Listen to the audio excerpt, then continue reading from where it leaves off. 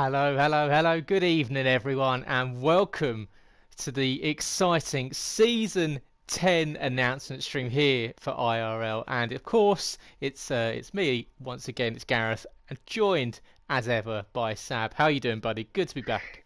It really is good to be back. You took the words out of my mouth there. It really is exciting, isn't it, this time of season here at Invictus? The calendar reveal, the teammates reveal, and everything else what we've got to talk about tonight in terms of rules and everything else. So plenty to get his teeth stuck in tonight. And yeah, it's really going to set us up nicely going into pre-season, which is coming up soon. So yeah, going to be excited to hear what we've got lined up for this upcoming season for everybody here at Invictus. Yeah, absolutely. And there's so much to go through tonight, so we won't try and keep you too long, guys. We will try and get through it, but there is a lot to get through. But we'll start off quickly, Sam. We'll just have a quick look back at season 9, just gone. Obviously, the season finished 2 weeks ago for the majority of the leagues, last week for F3. And welcome, everyone. I can see the stream flooding with guys. Type. Let us know in the comments if you're looking forward to next season. Of course, guys, we want to see you chatting as much as possible. Get amped, get hyped for season 10 because it's going to be mega. But we'll look back at last season, Sam, and just quickly refresh ourselves on what was a very successful season here in IRL. And I don't know about you, and especially it starts off on Mondays. IRL F1 jump a line and comes in debut season. We get a final race decider in Mexico with the best viewed race we've had so far of 37 people at the same time watching the race, which was really, really awesome to see. And yeah, jump a line and just edges it out ahead of Hercules. But it was a great season from the Finn, wasn't it? Oh, most definitely. He set the bar really high early on, didn't he, John Palainen? And in the end, he thoroughly deserved it. He was there right at the very top all the way through. And Hercules, even though he did push him all the way to the final race, as you say, just didn't quite manage it. But what it does give us is a really mouth-watering season next season, knowing these two are going to be going up against each other and added drivers to hopefully challenge alongside them. So, yeah, absolutely fantastic to see the amount of viewers we had in that final race. So long may it continue, because this F1 League on a Monday night is just really getting hot now, isn't it? It really shown how good it was last season, and next season, boy, it's going to be absolutely exciting to watch. Yeah, I mean, I was buzzing at the end of last season because you look at, and I've got the list of the drivers for this season coming up, and we'll get to it later in the stream, guys. But it is mouth-watering how good it's going to be, and so yeah, we cannot wait for F1 to kick off again in a few weeks' time. On to Tuesday nights, and it was a record-breaking season for the Frenchman Skyzy. 4 consecutive championships on a Tuesday night, and he's just been dominant ever since he joined. Really nice guy. Spends his time moaning that he's in the Williams, but even though he's in the Williams, he gets it to the top of the standings. And Sab, it's someone you've raced against when you were part of the Realistic Performance League. Skyzy, he's done everything to deserve those 4 championships. Oh, most definitely, and even when he's in a Williams, he is one tough nut to crack. I've, like you say, raced against him now for a couple of seasons now, and even if he's in the slowest car, he won't make life easy for you, and he will push the very limit of that car, and he, like you say, he thoroughly deserves those 4 titles. He's been absolutely superb in the Realistic Performance League. He certainly let everybody know he's the man to beat, hasn't he? And I think he'll be missed next season, won't he? And it will allow somebody else to try and take that throne and be the main person in that league next season. So, yeah, Skyzy, he's been absolutely fantastic, and hopefully we get to see him again very soon. Absolutely, and yourself picking up the Constructors' Championship in that one as well, so I'm sure you were delighted with last season. On to Wednesday, and of course 2 leagues on a Wednesday, IRL F2 and IRL F3. F2 was absolutely dominated by Lozak 97, and Lozak just came out of the blocks hot and stole so many races, was just ahead, leaps and bounds ahead of everyone else, and yeah, I think won 8 races in the season, I believe it was, and just walked the championship with his Racing Point teammate TB. Those two took the majority of the races that season. The Racing Point team Constructors Championship by a country mile, and Lozak, in your first season in F2, was a little bit further up the road. Yeah, definitely. You also experienced how tough F2 was, and Lozak, I've said it already in F1, but in F2, Lozak really did raise the bar in this league, and for me as a rookie coming into F2, it certainly opened my eyes to how much difficult it was stepping up from F3 into F2. Lozak was absolutely superb in that Racing Point, alongside his teammate. Racing Point themselves just absolutely smashed that season, didn't they? And it'll take some doing to beat the records Lozak has set in F2 last season, and he's stepping up into F1, isn't he, next season? So that'll be very fascinating to see how he gets along there. And TB now will be looking for a new teammate going into this season, so hopefully claim the constructors again next season. So yeah, should be very interesting to see how F2 reacts without a very fast Lozak in it. Yeah, I mean, but F2, as always, is incredibly strong. You've got a plethora of drivers there that are willing to take up that mantle and make a run for the championship. And one of those people could feasibly be our F3 champion, Rimac. And Rimac, after coming into the league, he had a fantastic sort of spell in the early part and then in the mid part of F3.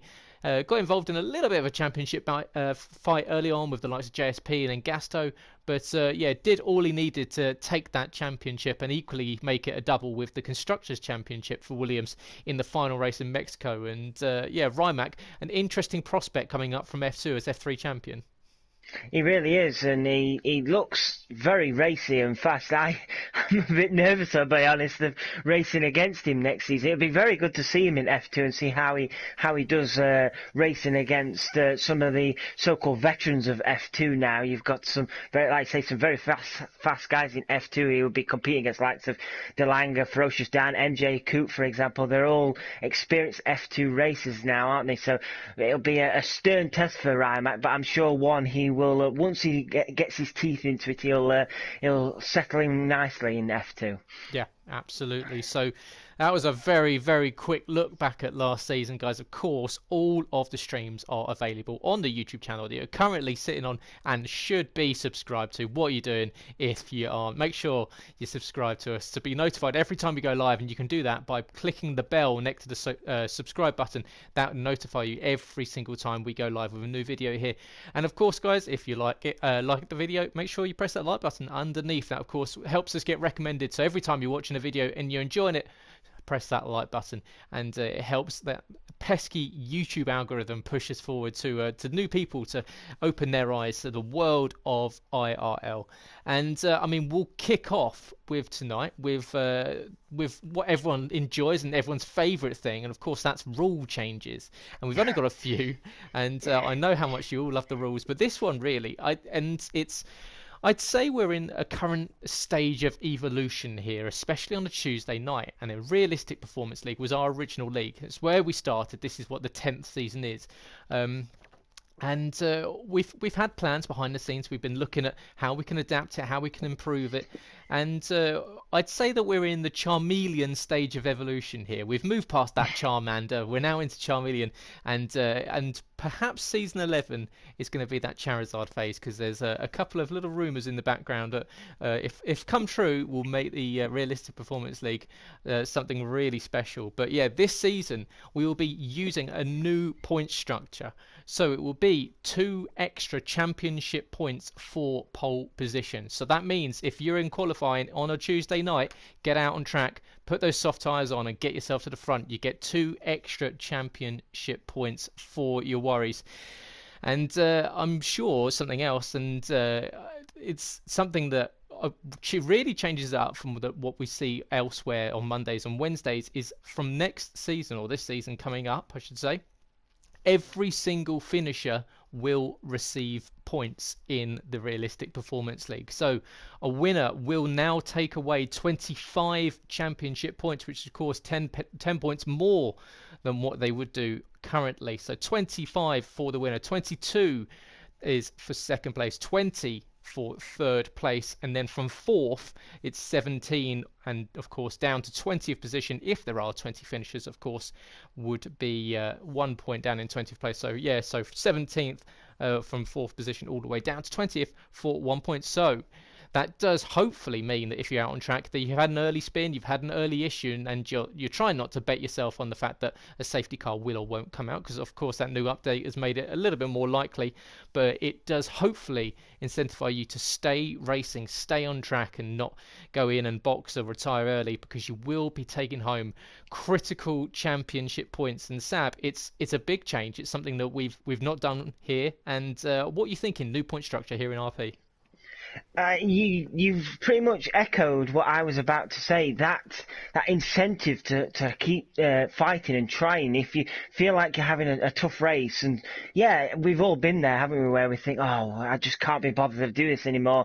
Let's just get out of here now and pull into the pits. But now it gives you that bit more incentive now to think, no, hang on, there's still good points to battle for here. And like you say, with the safety car as well, who knows, you could end up finding yourself scoring big points in a race that might be one of your weakest. So I think it's a really exciting way to go with a realistic performance league. I'm sure it'll bring more motivation out of people who may be struggling in a few races and might be finding it a bit difficult. So yeah, this is a real positive way to go with it, I think, and I'm sure it'd be fascinating to watch on YouTube as well when the league gets going, because like I say, you could find yourself near the back, but still scoring good points, and who knows, at the end of the season, those points that you score at the back for not retiring could win you a championship. So yeah, it's certainly going to bring more entertainment and more value to racing in this league next season. Yeah, it's hopefully going to improve the quality and the speed, and we see everyone out there trying to get themselves up towards the front end of the grid, of course, but points for all mean that you definitely don't want to give up on that race at that, well, maybe a lap earlier than what you thought you would do previously. Another change, and it's something that is going to be part of this evolution, and the second half of it will be coming next season in season 11. But the first half, and this is community feedback that we've taken on, and we know that last season there were potential changes, and there was certain things. So from this season coming, from season 10, allocations will now happen every 2 races. So when you are allocated a car, you will be in it for 2 races. That means only 6 different cars over a 12 race season.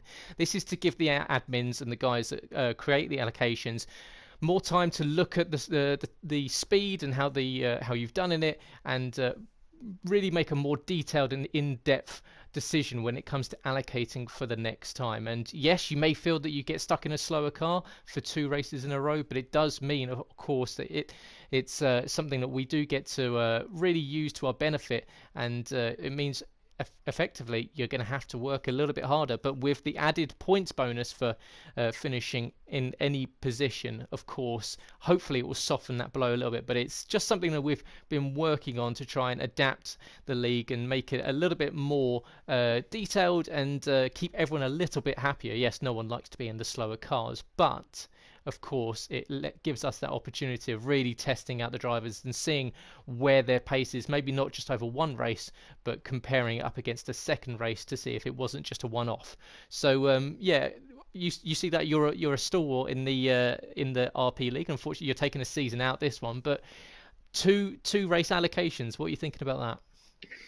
And like you say, with the bonus now of having points for all places, it does soften the blow. So yeah, I think it is a good way of being able to look at all the drivers over 2 races to see what they are capable of doing in each of the cars. Because like you say, you could have a race where you completely fluke a podium or something in one of the slower cars, but then maybe you wasn't quite up to those paces on a normal race pace. So it would even itself out overall. I think it's going to be very interesting to see, and for me, if it helps the admins and the people sorting allocations out over a season and making things a bit easier, then I'm all up for it. To be perfectly honest, as long as it makes it for better racing, then it can't be wrong in my eyes. Absolutely, and like I said, there are big changes coming to the Realistic Performance League, not just this season, but the one after, or the first on F1 2020. So, yeah, get excited because it's going to be fun, and it's going to be a big change for what we're used to. So, it's yeah, I'd love to know your guys' thoughts. What are the rumors? What's going to be the big change? Let us know down in the comments below. Love to see you guys talking about it and making some guesses about where we're going with our Tuesday night league and our original league here from Invictus Racing League. Um, Going on to the next point, and it's content. So, as a growing league, and it's something that we've been doing exponentially over the last season or two, we've grown massively, and genuinely, guys, it's really heartwarming to see you all enjoying it and being in or enjoying being here and racing with us, and but what we need to do now to grow and to get to that next stage is have more content. So more things we can push on our social media. We know that videos, we know that pictures, images, all that sort of thing do really well on the social. So what we're in need of content creators here in Invictus. So if you're willing to perhaps do a weekly highlight video for your league, so for F1, F2, F3 or RP, cut down the race stream into a 5 to 10 minute manageable video that allows the best moments of the sessions, qualifying and the race to be put. They can be then used on social media, of course, on the website, and it allows us just to promote that league in that sort of bite-sized manner. So if you are something that possibly interests you, you're looking at content creation or wanting to get into the media, it's a great way to start, and it would help us out massively. If you are, make sure you contact your league admin, or equally, if you're not part of the community and you're watching it for the first time, welcome. If you'd like to come and help us, let us know. Go to our website, invictusracingleague.com, where you can get in touch and let us know how you can help out with the content creation side. We're talking about GIFs, images, videos, overtakes, pole laps, race image galleries. If you've got anything like that, send it in. It will always help us out, guys. And one of the things we're looking at doing is possibly having every pole sitter, if you can record your laps in qualifying, if you're not on the pole or if you're second, let us know. Clip that video, send it in to us, and we're looking at doing things by sides. We're looking at uploading the best pole laps, the best overtaking laps, overtaking maneuvers. So yeah, it's all the push to getting sort of your content and your what you're enjoying out on to social media and really pushing it out there. So helping you and helping us. So if it is something that interests you guys, let us know. We'd love to promote you out there on the social media channels. And equally, talking about social media channels, make sure you follow us on them, because that's where all of the news will be coming from next season. We're going to be trying to use the PSN chats a little bit less. So if you have got ideas, you've got questions, go to all the social media channels. That's where we will be best to got hold of, because we will be thinking about using the likes of Facebook, Twitter and Instagram more often. Of course, Twitter is at Invictus RL, and of course Invictus Racing League on Instagram and Facebook, and of course website invictusracingleague.com. And just to wrap that up in a sort of when we talk about the chats, is that we will be moving to Discord very, very shortly. So I suggest you think about downloading the app Discord, because we're going to be moving over to it instead of PSN chats in a season or two's time. And that's because of the integration of something really exciting and something that is kind of built over the last few weeks, and that is the move towards Invictus opening up an Xbox League. And what we'll be doing is we'll be taking the current F1 Masters Racing League under the IRL umbrella. And currently Xbox, their league runs on a Sunday night, 9:30 p.m. with Rymac running that one.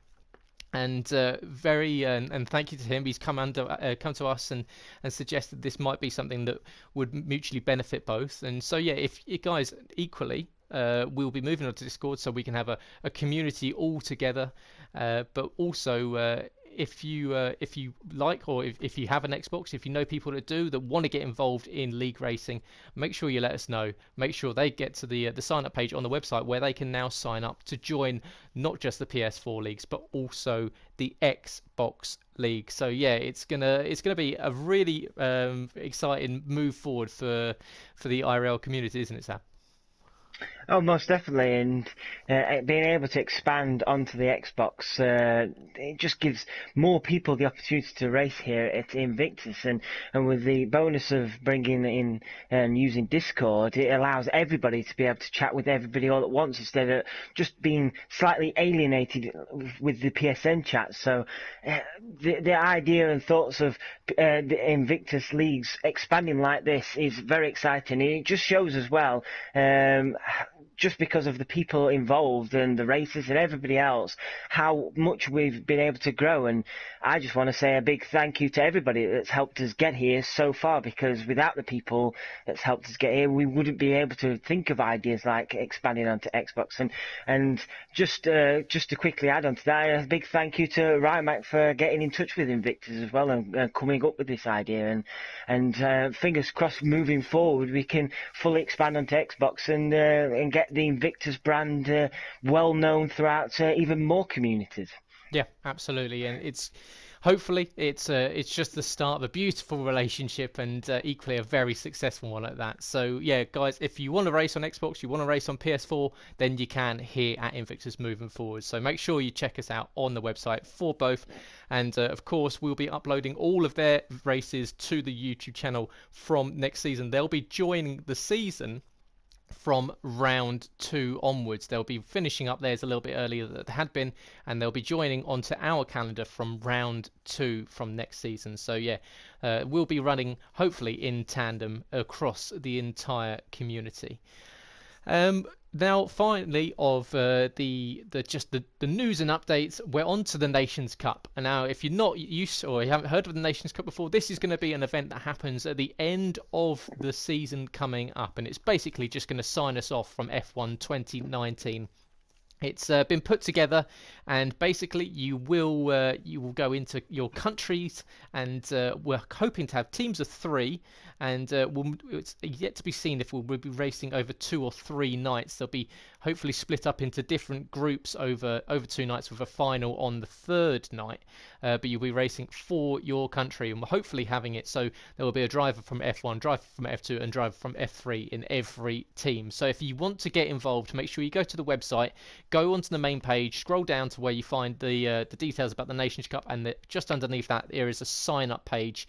As part of that, cars will be pre-designed with colours, so all drivers will be given the design of the car and will need to possibly purchase it using the credits that you have on the store. You won't have to pay any real life money, but it might be the case that you have to use those credits. I'm not sure about you, but I've not used any of them whatsoever, so you should have thousands stored up. But yeah, the cars were pre-designed, and hopefully you'll have the likes of Team UK, Team Europe, Team Scandinavia, or who else? We've got Team Scotland, so plenty of inter-country rivalries and extra-country rivalries. So yeah, it's going to be a real test for these guys to use their nationalistic pride and going up against each other to send us off to the end of the game. So yeah, go to the website, guys, invictusracingleague.com, where you can find out all the logistics, all the details about it, and it should be a really fun way to end F1 2019. And Sab, it should be yourself and I in the commentary box. Are you looking forward to that one? Oh, most definitely. It sounds really exciting, the prospect of nations competing against each other, and I'm just excited to see who will be racing for what nation, and yeah, I can't wait to see how it all plays out. It sounds really exciting, and to be part of the commentary, it's sure one to look forward to, and one to, like I say, to round off this era with F1 2019 as we move over to F1 2020. So yeah, that's definitely really exciting to look forward to at the end of this coming season. Yeah, Cannot wait for that one. And of course, like I said, go to the website, go to the main page. The Nations Cup is one of the news stories on the front page. So scroll a little bit further down and you will find it, of course, if you want to sign up. And we will be announcing the teams in the season break coming up. So at the end of round 6 this season, we'll be announcing the teams. Finally, I said finally about the Nations Cup. Finally, I'd just like to say a massive thank you to all those that signed up to be a premium member here at Invictus. It was just so cool to see people taking up the idea and the initiative to help us out. And of course, most of you would have seen that we've been able to get to a stage where we can now supply our drivers and constructors champions with trophies and very good looking trophies at that. And they are on their way to the drivers as we speak. And that's all down to you guys. It was really heartwarming to see that everyone was willing to help support and get to a position where we can do that. And it's not just the trophies, of course. We've got a brand new website coming for F1 2020 that should be a vast upgrade on the one that we're on currently. So yeah, it's benefited us in so many ways, and it's definitely all down to you guys. You've delved into your pockets and helped us out, and with us in the background trying to keep this afloat for a while. It's been a great help, and yeah, of course it will benefit you guys, because of course if you can finish as that champion in constructors or drivers, you will get yourself a lovely trophy. And of course, also as part of the premium membership, as a part of the £20, €20, the voucher, PSN voucher, and that will be drawn at the same time as the Nations League draw. So that will come out just after the end of round 6 in the season break week between round 6 and round 7. So make sure you check that out on the social media channels where all of the draws will be made for that one. So yeah, thank you everyone for getting involved in the premium membership. It was genuinely awesome to see the support. But what it has done is it's given us the opportunity, and I will now move down to what I imagine is what everyone's here for, and it's the allocations and the calendar. And Sab, you've got the list in front of you, I'm sure, and I've got the list in front of me, and we'll start off, of course, as we always do on a Monday night, with IRL F1. And they are some big hitting teams in F1 this season, and we'll start off in the Alfa Romeo. I'll try and go through in alphabetical order for the teams. We'll start off in the Alfa Romeo, and he's back. Super Swede himself, Scopefielder, will be teaming with Foxy Red 2000 in the Alfa Romeo. Now, Sab, Scopefielder, the most successful driver with race wins. Of course, he's won championships in multiple different championships here at Invictus, and wowed us on Monday nights when he was last part of the league. You must be excited for Scope coming back to IRL. Oh, most definitely. I'm a huge fan of his, and I've had the pleasure of racing against him as well. He's a super nice guy as well, but a ruthless racing driver. So if he comes into it and brings his A game like we know he can, then the likes of John Pline and Hercules and Foxy Red, Charlie, and many others in that league, they're all going to be finding it very tough. So yeah, Scopefielder back will no doubt increase that competition in the league. Yeah, absolutely. And teaming up Foxy Red, who himself had a decent end to the season and is not too shabby from decent results. So that is already a very, very good pairing.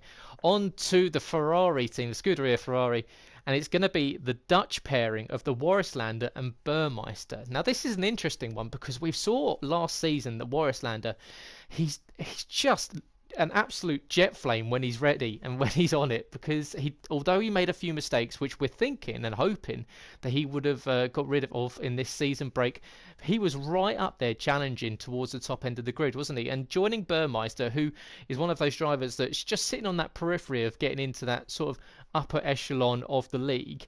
But Warislander, one to look out for next season.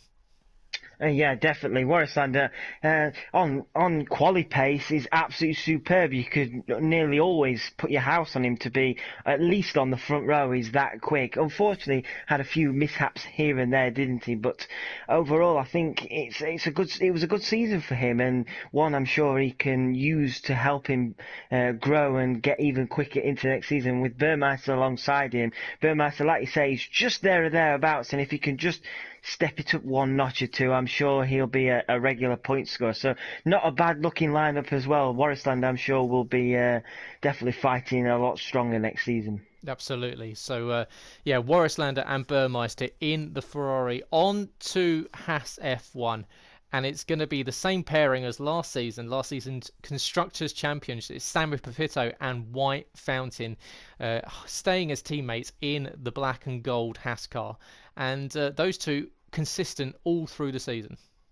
Yeah, definitely. And you'd have to say going into the season as a team, you would say they're the favourites. They are the most consistent. They are the reigning team champions. So Sam Pito and White Fountain on their day can absolutely be out of this world. White Fountain shown us a brief glimpse of that in Brazil last season, did he? He didn't have the best of seasons by his standards, but he's still got the pace we know he's got, and teaming alongside Sam, I'm sure they'll be right up there again in the constructors and even possibly pushing for a driver's title as well if they get a bit of luck on their side too. Absolutely, and another two drivers that will be eyeing up a drivers' championship will be the McLaren boys, and that will be last season's runner-up VL Hercules and FPL Charlie. Charlie and Hercules teaming up to join the McLaren team this season. So that's a strong pairing, isn't it? Oh, very strong, and it would be a bit weird as well because we're not seeing Boy Better Know and Charlie together in a Mercedes. So see Charlie in the McLaren will be a bit weird, but Hercules and Charlie together, they will go strong next season. You can imagine Hercules will be wanting to go one better next season for that driver's title. So if that pairing are firing on all cylinders all season, they're going to really push Sam and White Fountain for that constructors as well. Absolutely, and on to the AMG Petronas Mercedes AMG Petronas Motorsport team, and it's going to be a driver that you know very well. It's TL44S and a brand new driver, F1 Legend 44. And Tom, TL44S, driver that you won the Constructors' Championship in RP, moves up to F1 this season. So that'll be interesting to see how he can get involved in that top end of the racing in what will be the Mercedes. Tom's a very, very good driver. I've had the pleasure of being his teammate for 2 seasons in Realistic Performance League, and I'm excited to see him in the F1 League next season, see how he does. He's very, very quick, and I'm sure he will surprise a few people next season. He will probably find it tougher, no doubt, because he's on equal terms now rather than the Realistic Performance cars. But I'm sure once Tom gets settled down, Tom will be flying in that league, and I have an idea that he might get a podium or two next season. Not to put any pressure on him, but I think he is that quick. Oh, we'll see if he can nail down that one after that prediction. But yeah, that'll be an interesting pairing between two brand new drivers to IRL F1. On to Aston Martin Red Bull Racing, and it will be a very interesting pairing of Speed Queen, former champion on a Monday night, and Lozak 97, last season's F2 champion, makes the jump up to F1. So Speed Queen and Lozak, a very interesting pairing joining Red Bull. Most definitely. Lozak is another one. We mentioned him earlier, didn't we? He's another one who's definitely going to be keeping an eye on this season. He's proved he's too quick for the F2 League, didn't he, last season? So be very interesting to see how he gets along. The likes of Scopefield, who we just previously mentioned, and Hercules as well, and Speed Queen. What's there more to say than what we've already said in commentary? Speed Queen is one of the very best and will go down as a legend here at Invictus. She's phenomenal on her day. She might have struggled a little bit in previous seasons, but I'm sure once she gets her eye back in, there's not really many better than her. So you can never rule her out. So that team, I'm sure, could score decent points next season. Yeah, it's going to be a very strong pairing in the Red Bull. On to Renault, and it's a surprise return and a mega pairing. And if you've watched the IRL F1 League or the previously No Assist League for a couple of seasons, you'll know this driver who's making his return and joining forces with last season's champion, and it's Gamer the Best 262 is joining forces with Jumpalainen in the Renault and making a super team. Now, if you are new to it, Game of Best is one of the fastest guys we've had here in Invictus, and he's taken a few seasons out and he's now back joining forces with Jumpalainen. What a team we've got waiting here. How many really strong teams have we got this season in F1? Sam and White Fountain have really got their work cut out this season, because Gamer and John Polainen in one team together. John Polainen Mr. Consistent pretty much, wasn't he, last season to claim his driver's title, and Gamer coming back, he'll be no slouch. He may have had a bit of time away, but he'll be no slouch either. So wow. You just wouldn't know who to predict really when it comes to the start of the season for drivers' title or constructors. Really, you probably would say the current constructors are slight favourites, but there's so many strong teams, including this one here. It's just mouth-watering to think about these guys battling with each other in the coming weeks. Yeah, Gamer and Jumpalainen joining forces as part of the Renault F1 team. Cannot wait to see that one happening. I'm sure to see an inter-team battle, not only with the rest of the group, but those two will be going at it on the track. So wait for the 12 races of the calendar coming up shortly to find out where they'll be doing battle. On to Racing Point. This is dreadful alphabetical order of RA, but we've got Racing Point will be the team of Classicafar, DK and LER Luke K707. Two drivers that were part of the league last season, in the periphery of the top 10, but we saw Luke do particularly well, sort of in spells in Singapore, had a good run, so there's potential for these two guys. Yeah, there definitely is. They do have potential to score well. I think that word comes around again. Look, I think they did find themselves a bit unlucky at times, caught up in a few incidents here and there. But I think if they can just progress a bit more next season, we might start to see them scoring a bit more regular points. But it's one team I think is definitely to keep an eye on, because I'm sure one or both of them could perhaps surprise us next season. Yeah, absolutely. So yeah, watch out for those two guys, two Danish drivers, Classicafar DK and LER Luke, joining the Racing Point team into the Toro Rosso, and we've got Beck 9000 and Adria Lockdock. And two drivers, we saw Beck do very nicely indeed in Singapore in qualifying, fell a little bit back in the race, and Adria Lockdock had a good race in Bahrain a few seasons ago. So it's a driver pairing that potentially would be looking at challenging towards that sort of upper end, that top 5 going into this season. A really good shot in the Toro Rosso. Those two guys get on well, and yeah, it's another driving like Classicafar and Luke, another two drivers that will be looking at improving from last season. Most definitely, and we've seen in qualifying a few times as well. Bet 9000, he does have the pace there to qualify well. So for his sake, if he could keep that going and then take that into the race, he might find himself scoring well in races. So yeah, like you say, similar to the previous team, there's a team there that's got a good potential to do well next season. So fingers crossed they can have a good season this coming season. Absolutely. And to round us out, joining the Rocket Williams racing team will be Boy Better Know SB, otherwise known as Scott, and Harry. Harry BR25. So Scott leaves the Mercedes team, joins up with Harry as part of Williams, and that makes another strong pairing. Harry had a fantastic end to last season, got himself into third in the championship. Scott, he was well off the pace, unfortunately, after a little bit of a on-off season, but former champion on a Monday night. So that's a decent pairing there. It really is. Scott, we know on his day is one of the best, isn't he? I've said that a few times tonight, haven't I? But Scott, he really is one of the best when he's on his day. Harry, he'll be a little frustrated that the likes of Hercules and Jumpalainen came in last season, because Harry was absolutely superb last season, coming in third in the end. And if those two guys just didn't up the bar, Harry would have been right up there for the driver's title. But he'll be hoping to take his form in to this coming season. And like I say, this is a very strong driver lineup next season. So another team to keep an eye on. There's so many teams, isn't there, in this league to keep an eye on next season. It's just going to be absolutely incredible. We're going to probably need about 30 cameras on them all just to get all the action in. Absolutely. Yeah, I mean, it's going to be mega. I cannot wait. So, yeah, to quickly run back through that IRL F1 grid, you've got Hercules and Charlie making up the McLaren F1 team. Scopefielder and Foxy Red will be joining Alfa Romeo. Samuel Pepito and White Fountain will be retaining their seat in the Haas team. Warrisland and Burmeister will be part of Scuderia Ferrari. Boy Better Know SB and Harry will be in the Williams. Beck 9000 and Adria Lockdock will be part of Toro Rosso.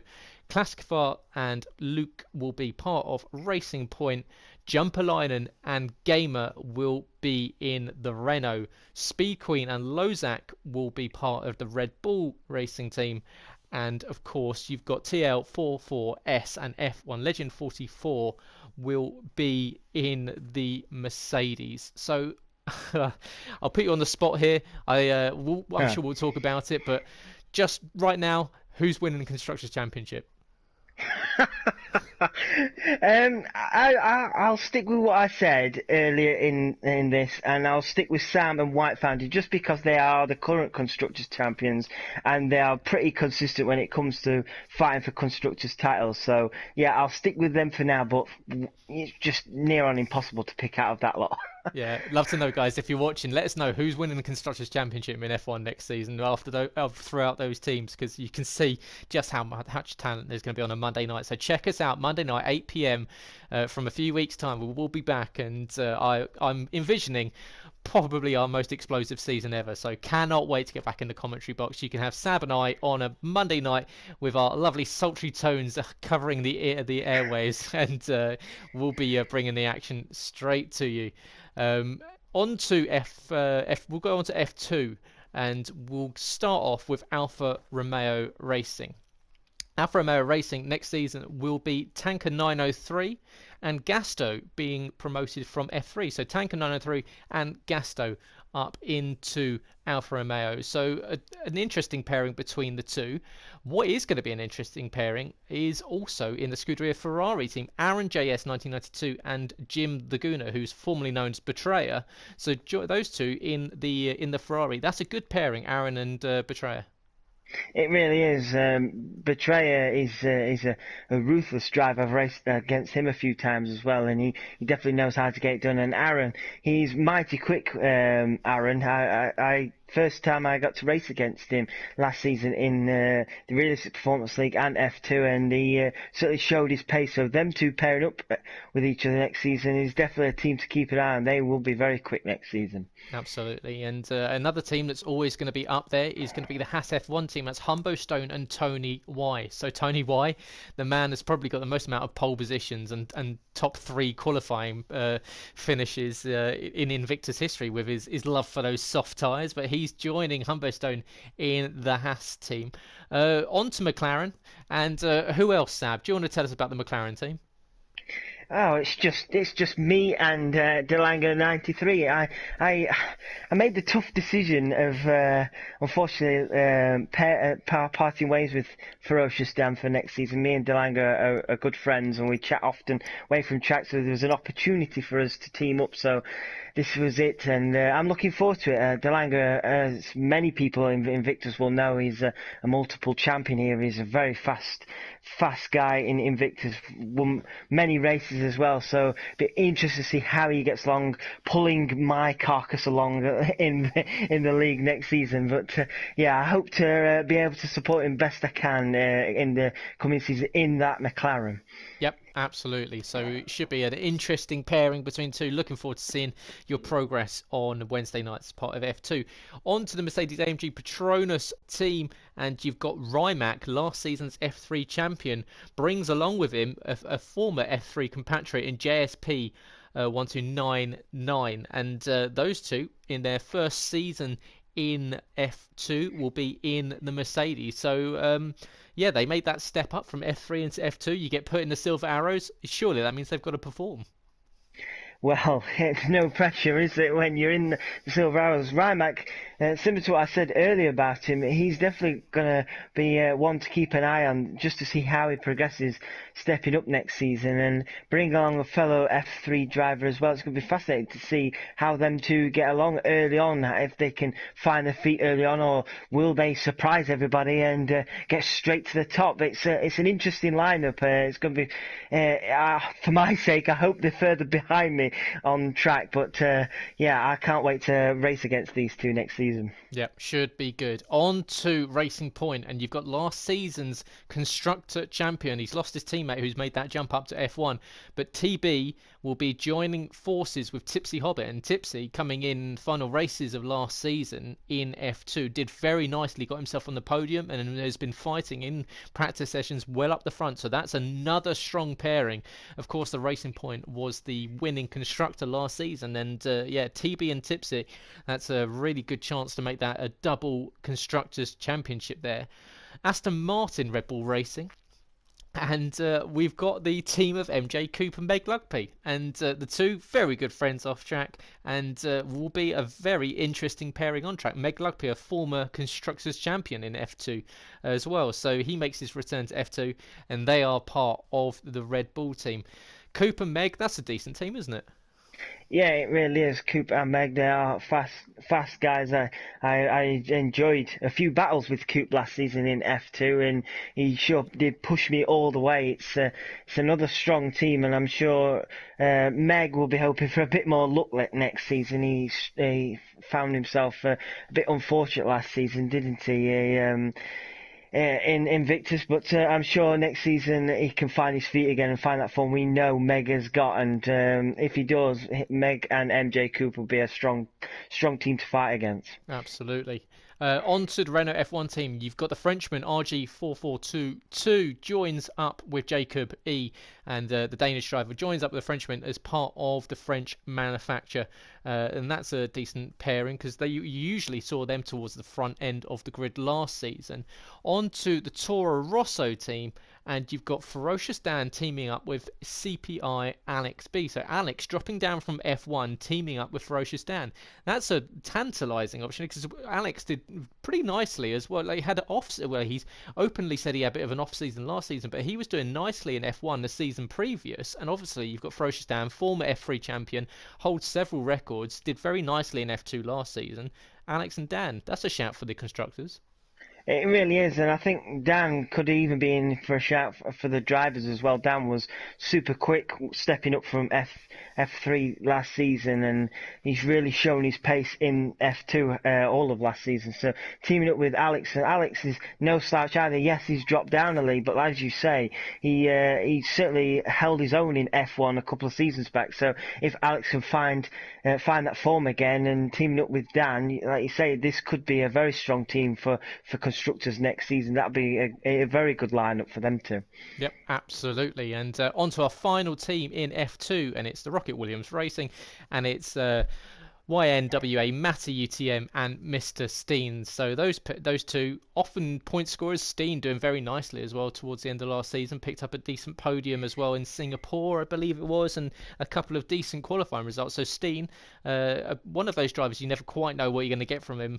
And yeah, so the Williams drivers will be looking at it improving next season going forwards. And I'll just quickly run back through your grid for F2 next season. You've got Alpha, you've got Tanker and Gasto. Ferrari is Aaron JS 1992 and Jim the Gooner, formerly Betrayer. Haas will be Humbo Stone and Tony Y. McLaren is Delanger 93 and Sab.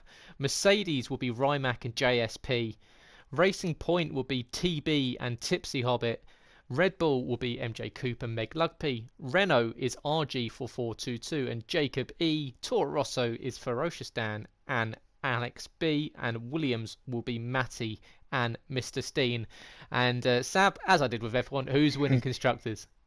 It's not I'll you. say Racing. Definitely not me now.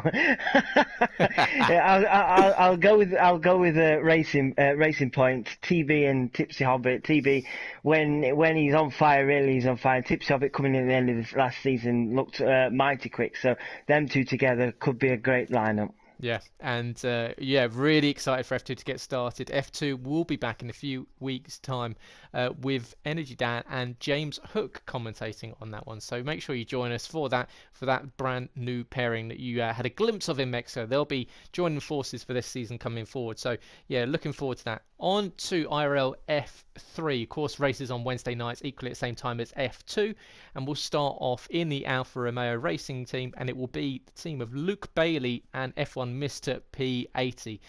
Joining up once again, those two attached by the hip, and they will be in the Alfa Romeo. That's a decent looking pairing, isn't it? Because Luke was one of those drivers last season that he had a little bit of misfortune, but he had decent races, didn't he? So he was right up towards the front end when he could get it on gear.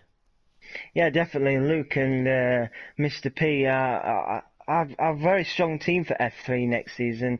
They've both got capabilities of winning races and scoring very good points. So yeah, they will be a team to challenge for the constructors and maybe even drivers' titles next season. They both have it in them to be able to do that. Yeah, absolutely. And so that'll be a fascinating pairing to keep an eye on. On to F3, and it's a pairing of former F3 champion and runner-up in the same season. In fact, it's Sir Spud and Colin J, who, if you hadn't seen a few seasons ago, were involved in a championship battle that went down to the final race of the season in Brazil, with Colin crashing out of a potential championship win on the final lap of the race, which gifted the championship to Spud. So yeah, that was a race to behold. So yeah, that's back in the archives. So you can go back and check that one out on YouTube actually. But yeah, Spud and Colin teaming up in the Ferrari this season. On to Haas. And you've got the team of Wojciech and Tynes Optionil. So Wojciech and Tynes. Wojciech doing nicely indeed in F3 last season. A couple of decent results, a couple of wins as well. So he's one of those sleeper drivers that you've got to keep an eye out for. He'll be joining the Haas team with Tynes, who of course coming down from F2 the season prior, had a bit of an off season last season. So he'll be looking at improving those points for this season coming. On to McLaren and F1 Richard holds on to his position in McLaren with an iron fist, and this time after teaming up with Ferocious Dan for I believe it was 3 seasons that wielded 2 constructors championships. Last season he was with Brennons, and Brennons retains his position as part of the McLaren. Richard and Brennons is another 2 of those drivers that sort of are right up there. Those ones that will be hoping to reach that next stage, aren't they? Because I mean, Richard he's been so close on such a number of occasions, and Brennons we saw was a race winner in pre-seasons a few seasons ago. So they're those drivers that sort of aimed and primed and ready for a decent championship run. They really are. F1 Richard must be one of McLaren's longest running drivers now in that car in Invictus. He's almost there, isn't he? F1 Richard. He's just a grasp away from getting where he wants to be, and Brennons has got the capabilities of doing the same. So hopefully for their sake, as a team again, they will be able to just make that next step up and really go for it next season. Yeah, absolutely. On to Mercedes, and you've got Steele, BL66, and Mike joining forces, the Eastern European bloc there, and those 2 will be incredibly hard to get past. And I was in fact involved in a fantastic championship battle the season that I won F3 a few seasons ago with Mike, and he is so much fun to race against, and I'm really looking forward to making my return to F3 so I can join him back on track. And yeah, Mike in the Mercedes with Steele, and that should be a decent pairing. On to Racing Point. And you've got Bag of Bones and TTG Jeffrey. Now, these are 2 slightly unknown drivers. We saw Jeffrey a couple of times in F3 last season. Bag of Bones unfortunately signed up last season but couldn't quite make it, so he's joining us this season. So that's a team that you got to keep your eye on. It's really one of those unknown quantities, so it's hard to give an opinion on where they're going to be. So we'll have to look out for those 2 come pre-season for how it all pans out. But yeah, it's the it's the Red Bull pairing that is well, this one's going to blow the minds of a couple of people. It's Nitro Gash, one of the longest running drivers here in Invictus, is joined by our very own Malc. He makes his return to Invictus on race nights, and he will be joining Nitro as part of Red Bull Racing. Yeah, wow. Welcome back to racing, Malc. It'd be absolutely fascinating to see how he gets along with Nitro. Nitro, he usually does decently, doesn't he? One of the veterans of Invictus. I can't wait to see how Malc gets on, dusts down the wheel and see how he gets on. It'll be fascinating to see how he does, and I wish him all the very best in next season's F3 league. Yeah, absolutely. He moved from the commentary box that he sat and watched F3 for so many seasons. Since F3 started, he's decided to give it a go and see if he can get himself a championship challenge. So Malc will be joining up with Nitro in the Red Bull. On to Renault F1, and it will be Craig, our very own league director, and Synchronously will be teaming up as part of the Renault team. So that's another team that is interesting, because Craig, when he's on it, can be very, very good. Several wins that we've seen in the past, and Synchronously equally one of those drivers that's very hit and miss, but he'll be looking at improving next season and getting some decent results. He's definitely got the pace to be up there in the podium positions. On to the Toro Rosso. And you've got Dragio and Dutch Lowy. And Dragio, unfortunately, had a very, very poor season. He's a driver that we've seen do very well when he really hooks it up. But last season, luck didn't go his way at all. Everything seemed to go against him. And Dutch Lowy had a decent sort of showing towards the end of the season. So it'll be interesting to see what that pairing at Toro Rosso can do come this season. I'm sure both of them will be looking at getting some decent points and pushing towards those top 5, top 6 positions. And finally, the last team that makes up IRL F3 is the Rocket Williams Racing Team, and teaming up for the first time in 5 seasons will be myself and Stephen002. I'm making my return to F3, and what better place to rejoin than the team that I won the Drivers and Constructors Championship with a few seasons back than Williams. And Stephen joins me, a teammate that I had as part of the Renault team, I believe 4 seasons ago. So yes, and it'll be so myself and Stephen as part of the Williams team. And yeah, I mean, Sab, you look through some of those drivers that we've just listed off. You've got the Alphas, Luke Bailey, F1 Mr. P80, Ferrari, Spud and Colin, Wojciech and Tynus in the Haas, the McLaren F1 Richard and Brennons, Mercedes have got Steele and Mike, Racing Point, Bagabones and TTG Jeffrey. Red Bull have got the returning Malc and Nitric Ash. Renault is Craig and Synchronously. Toro Rosso is Dutch Lowy and Dragio. And Williams Racing is myself and Stephen. Now, having a look over that, where's your money for a championship challenge? Well, I can forward you my PayPal details if you'd like to say if you'd like me to say your team, but.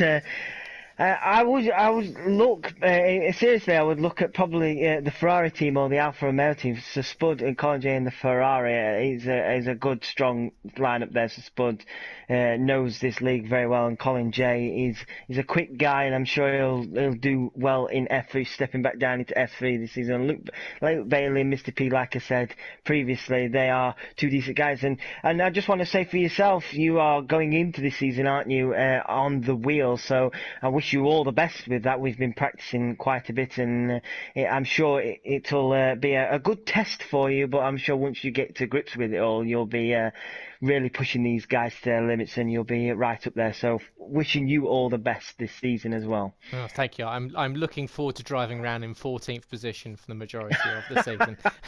So, finally, the team pairings for the Tuesday night Realistic Performance League. Of course, new point structure, new allocations, as we alluded to earlier in the stream. So make sure if you missed that, you can go, when we're finished, go back and listen to the first part where we told you all about points for all finishers, 2 points for the championship, for pole position, in the championship, and allocations coming out every second race. And there are a couple of team names that haven't been decided, so I've put some placeholders in there just to give them some ideas. But our first pairing is Sheepy and Energy Dan. In the team name has been currently provisionally put down as Sheep Power Racing, because of course what else would you have for energy and a sheep together? You've got Sheep Power Racing. Mike and Spud will be pairing up as Sir Mike. Luke Bailey and Mr. P will be back once again as part of PB Racing. Nitro Gash and GP Greenwood will be joining forces in Up Nitro. Jos and Lozak. Now that's a very strong pairing in HRT racing, so I'm looking forward to seeing what Jos and Lozak do. Stephen and Ferocious Dan in Dan Dare Racing would be pairing up. Meg Lugby and Scopefielder. That's another very interesting pairing in SM Racing. Then we've got we've got three teams yet to formally make their names. So I've got a couple of extra placeholders here. We've got Boy Better Know and Ton Albanak, another decent pairing there in Making Moves Motorsport Triple M. Ozone Typhoon and Dutch Lowy will be pairing up as part of Dutch Storm F1. And two brand new drivers, both rookies, Roy Boy and Carlsberry, as Scuderia Internationale. So yeah, decent pairings there, Sab. As you look back, you've got the likes of Stephen, Ferocious Dan, Meg Lugby, Scopefielder, Luke Bailey, Mr. P, Mike and Spud, and like I said, Jos and Lozak. So next season, it's into team battles in the Performance League will be probably as intense as everyone else on track. Most definitely. I'm really excited by the Jos and Lozak team, like you've just pointed out, but also the Boy Better Know and Ton Albanak team as well. Ton, he often grumbles about getting Williams or something like that, but 9 times out of 10 you'll find him battling up there still in the good points playing positions. And Scott, as we previously mentioned, needs nothing more else to say about him really. So this whole league is really exciting to look at, as well as Scopefielder coming back into this league as well. So yeah, this is going to be a hell of a league to watch next season. Yep, and that will be on Tuesday nights. So make sure you check out Tim and Malc in the commentary box on Tuesdays. And I forgot to say actually, on F3 nights on Wednesday night, it will be Harry and Charlie from F1 will be starting their commentary journey. So be nice to them on a Wednesday night. They are new, but they will be giving you as enthusiastic and exciting commentary as they can. So yeah, F2, like I said, will be Dan and James Hook, and F3 will be Harry and Charlie. But yeah, finally, we will wrap up with the calendar. Now this is an all-star calendar. We did try and get as many different tracks in there that we know we've had some mega races at over the last few seasons here on F1 2019. So we've tried to instill as many of those races in there.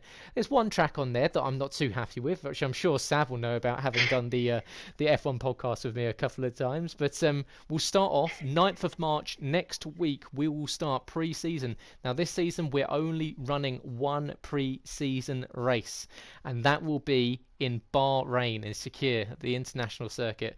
Sam, I'm gutted that Bahrain's off the calendar.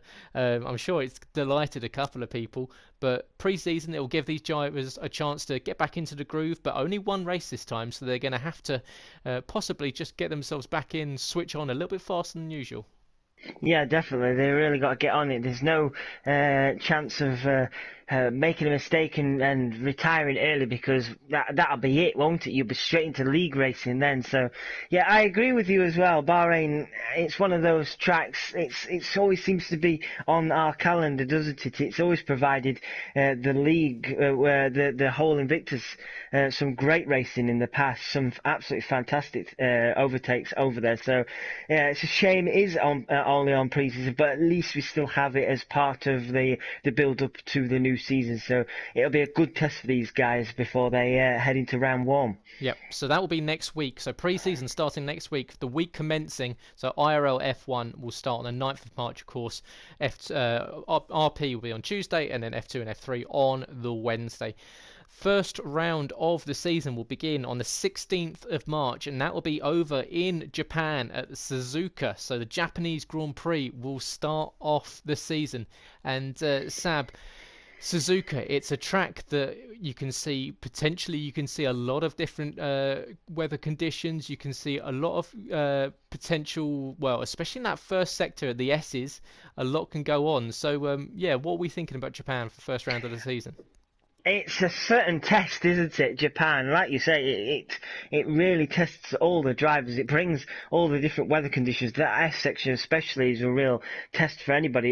Even in tricky conditions, you dip a tire in off the track and you are into the wall or in the gravel, and you find yourself either out of the race or very far back. So Japan, there's no messing about here, is there? It's no easing into this season. We're sticking it straight in the deep end here, and Japan's really one of those tough test tracks that will really wake you up if you're not ready for this new season. Well, if you won't be woken up already for the first round of the season, you're certainly going to be put back to sleep for the second round of the season.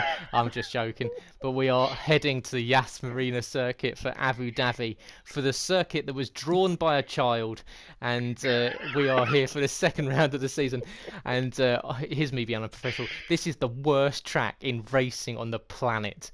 As a Abu Dhabi, it's dreadful, but we're there for round two purely out of spite. I think everyone just devised the fact that they didn't want me to enjoy my racing that week. So the 23rd of March will be there, round two in Abu Dhabi at Yas Marina. Sab, your thoughts on Abu Dhabi? I personally do enjoy Abu Dhabi, and that is not just to wind you up either. I have had some good races in the past here at Invictus around Abu Dhabi, racing hard with Delanga, my teammate, a few seasons back as well around there. So me, I like Abu Dhabi. I much prefer it to one particular track that's coming up later on in the calendar. But yeah, Abu Dhabi. I'm looking forward to it, but I can see why some people don't. It is a bit of a soulless circuit, but hey, it's better to have something different on the calendar for once. That is true. But yeah, so round two will be in Abu Dhabi, Yas Marina. Round three takes us to the Ardennes Forest, and it's Spa-Francorchamps in Belgium. So the 30th of March in round three will be the Belgian Grand Prix. Missed out on the calendar last season. It's back, and a lot of drivers missed it. Looking forward to this one. And Sab, it's a tricky circuit, isn't it? If you get it right, if you get it wrong, but if you get it right, incredibly satisfying. Yeah, very. In terms of trickiness, I'd say it's up there similar with Japan in terms of trickiness and its weather conditions. You know what Belgium is famous for. It's completely unknown weather system around there. I love racing around Belgium. It is absolutely fascinating to race around some of those iconic corners. So absolutely delighted that is on the calendar. Cannot wait to go racing around there. Yep. So that will be round three, 30th of March. Round four on the 6th of April takes us to Barcelona and to the test circuit that I'm sure you've been seeing a lot over the last few weeks. And we've got the Circuit de Barcelona Catalunya in Spain, the Spanish Grand Prix, and one that I quite enjoy this circuit. It's very polarizing. I think a lot of people not a massive fan of it, but we've had very close races here indeed in the past year in Invictus. So yeah, Spain. What are you thinking, Sab? I'm not so big a fan on it. It's okay. I prefer it personally as a pre-season track. I'd probably, in my eyes, probably switch Bahrain and Spain, but I can see, like yourself, why people do enjoy it as well. It does have different challenges around the track, so yeah, it does bring close racing, as you say. So yeah, it's one to look forward to. It's not my favourite. It's not my worst either. So yeah, bring it on, I say. Yep, absolutely. On to round five on the 13th of April, and we head to what the circuit that hosted supposedly the most exciting race of the last decade, even though people clearly forgotten about the 2011 Canadian Grand Prix. But we Yes. are heading to the Hockenheim Ring in Germany, so the German Grand Prix, round five on the 13th of April. Germany, another one of those tracks. So it's a bit of a DRS train. You get caught in that long DRS Yeah. straight on the exit of turn three, all the way down to the hairpin. What are your thoughts when it comes to Hockenheim? Because it's very easy to get caught in that position where you're just sitting with a group of cars, all being helped by DRS. The driver in front kind of not really enjoying it too much. Yeah, you get a bit of a truly train, don't you, going around here? I like the German Grand Prix, but when you do get stuck in that rut, that DRS rut, it is really hard to shake it off, and you find yourself just not really going anywhere, do you? So let's see how we get on here again this coming season. Remember, in F1, John Palainen proved us all wrong, didn't he, with that magnificent strategy of his around that track. So let's see if he or anybody else can do something similar next season. Yep, absolutely. And on to round 6, the final round before we have our half-season break, and it's the Autodromo Jose Carlos Pache. The 20th of April, round 6, the Brazilian Grand Prix in Interlagos. And it's a race or a circuit that we saw some fantastic racing at the penultimate round of last season. And Brazil always throws up some thrills and spills, doesn't it? Yeah, it's one of my favourite tracks on the game is Brazil, and like you say, it's always provided us with some fascinating races to watch. I always, one of my first seasons with you we're watching the likes of White Fountain perform miracles in tricky conditions on soft tyres around here and claiming a wins, and it's results like that and races like that what really stands Brazil out as a track, and in my opinion, a must to be on the calendar. So I'm really pleased this is on the calendar. Yep. Looking forward to that. So that will round out the first half of the season. Then we will go on for a 1-week season break where, of course, like I said before, the announcements will be made for the premium membership £20 PSN voucher will be made, and equally the draw for the Nations Cup will be made. So make sure you check out the socials in that week between round 6 and round 7. Round 7 will take place on the 4th of May, and it will be 30 minutes just southeast of Budapest at the beautiful Hungaro Ring, a track that you know well, having visited it a couple of times, and one that we started off the season last season in fantastic style for the likes of John Palainen. How are we looking forward to with round 7 Hungary? It's a good track, I'd say, to kick off the second half of the season. Hungary always provides good close racing as well. Like you say, John Palainen, he had a battle, didn't he, with Warislander in F1, and unfortunately Warislander just lost out in the end of that race. But overall, we had a superb race and superb closing race. So throughout the whole of the leagues, I'm sure we'll be getting more close racing around here. So that's a good way to start the second half of the season, heading round the Hungarian Grand Prix. Absolutely. 4th of May, that will be round 7, the Hungarian Grand Prix. 11th of May, round 8 will take us to beautiful Monza, the Autodromo Nazionale Monza in Milan, and what will be I imagine, the fastest race on the calendar. Incredibly fun racing we've had there in the last few seasons. A mega race in IRL F1 last season, and the season before that, we've had 2 super races on Monday nights in Italy. Looking forward to another decent race around the famous old circuit. Yeah, and we had a taster, didn't we, last season? John Palainen and Hercules battling it out, and unfortunately the penalties eventually cost Hercules. But yeah, I really enjoy the Monza circuit. It is absolutely fascinating to watch and race on. So yeah, really pleased about seeing this on the calendar. Yeah, it's a race or a circuit that's very close to my heart, having actually got engaged on the steps of that building that's right in front of you on screen. But yeah, that will be round 8 on the 11th of May. Round 9 is taking us over to North America, and it's going to the Canadian Grand Prix at the Circuit Gilles Villeneuve in Montreal for the 18th of May, round 9 in Canada. Can you keep it out of the Wall of Champions, Sab? Me, probably not, but most people, yes. You mentioned the Canadian Grand Prix briefly. Should have been one of the best races of the decade. It does bring that, doesn't it? Not only in real F1, but here in league racing as well. But also, similar to Belgium and Japan, brings difficult conditions for people not only qualifying in race. So Canada, for me, always has to be on the calendar. So yeah, really excited to be going there. Yep. Canadian Grand Prix, 18th of May, round 9. Round 10 takes us on to the streets of Singapore in Marina Bay.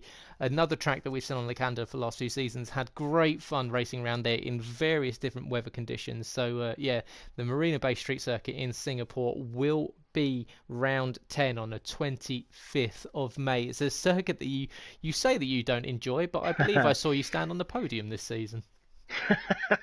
Yes, I don't normally enjoy, but last season, yes, I somehow managed to fluke a podium. It was a bit of a crazy race with many safety cars. I believe it was just after we had the update with the safety car fix, and it was getting safety cars galore and penalties galore. It was a bit of a crazy race, but that's what Singapore usually brings, doesn't it? With the close walls, the lights are on the circuit. It's fascinating to watch as commentators as well. I believe, just to look at these cars all shining under the lights. So yeah, we're heading back there. Myself more reluctantly, but I've got happy memories recently. Yep, F1 night race will be on the 25th of May, round 10 in Singapore. Round 11, the penultimate round of the season and of the game, will bring the majority of us back home to Silverstone and the British Grand Prix. The circuit, not as good as it used to be back in the 90s, the old layout, but this new layout has been very popular with a number of our community, and I'm sure after missing it, a lot of them will be happy to sit back on the calendar. I personally love the British Grand Prix. Again, like Belgium, you've got so many iconic corners around this circuit. Maggots, Beckett's, the lot. You've got all sorts of opportunities as well to overtake around here. I think it's one of the best tracks we've got on this calendar personally, and I can't wait to go racing there. It's going to be absolutely fascinating. I just want to say right now, I do not like the very last track. As much as you detest Abu Dhabi, the same feeling goes for me on the next race. Well, Sab, I just want to ask you a quick question. Would you like to see every single championship go down to the final race of the season? Yes. Well, if that's going to happen, then we're going to see a shootout on the streets of Monte Carlo in Monaco, and we round out the game in fantastic and sensational style. The glitz, the glamour, it's all coming home, and we're going to Monaco for round 12 to round out the season. And what a mouth-watering prospect it is if we potentially have IRL F1 or IRL F2, any of the leagues going down to the final race of the season, and you know that the pressure is on. You've got to get qualifying right around the streets of Monaco, and equally, you've got to keep it out of the Armco on either side going through the race. Yeah, definitely. I'm sweating just thinking about racing around there right now. I don't mind joining you in the commentary box to commentate on the race on a Monday night, but just thinking about racing around there, yeah, makes me nervous. I personally cannot stand this track. It's just nothing for me. I've never done well around this track. I hope it does. We do get some races go down to the wire, fighting for championships at the end, because it'd be absolutely fascinating to watch and see how these guys cope under the pressure, knowing that one small mistake could completely ruin their chances of claiming a championship or claiming a constructors or anything like that. So yeah, I can see how it would be mouth-watering for some, but for me, I'm just going to be a completely nervous wreck. You absolute wuss. It's gonna. So that will be our calendar for season 10, our final season on F1 2019 before we head to F1 2020. We start off pre-season next week in Bahrain. The 9th of March will be IRL F1, and of course the following days will be the other leagues. 16th of March will be round 1 in Japan. Round 2 is when the Xbox League will be joining us on their calendar, and that will be starting for them in Abu Dhabi. Round 2 for us on the PS4 in Abu Dhabi. 23rd of March. 30th of March is round 3 in Belgium, Spa-Francorchamps. Round 4 will be in Barcelona, Spain. Round 5 in the Hockenheim Ring in Germany. and that will be on the 13th of April. Round 6 on the 20th of April will be in Brazil in Interlagos. Then we have our 1 week season break. We'll be back on the 4th of May for the Hungarian Grand Prix. The 11th of May takes us round 8 to the Italian Grand Prix at Monza. Round 9 in Canada on the 18th of May. The 25th of May will be round 10 in Singapore. The 1st of June is round 11 in Silverstone in the UK, and of course the final race of the season is the 8th of June, the week commencing the 8th of June, round 12 in Monaco in the streets of Monte Carlo, which leaves the Nations Cup probably the week or the week after that, so either the 15th or the 22nd of June to round out our time here on F1 2019. And Sab, we look back through the calendar, we look back through the teams. That sets us up nicely for a season 10, hasn't it? Oh yeah, most definitely.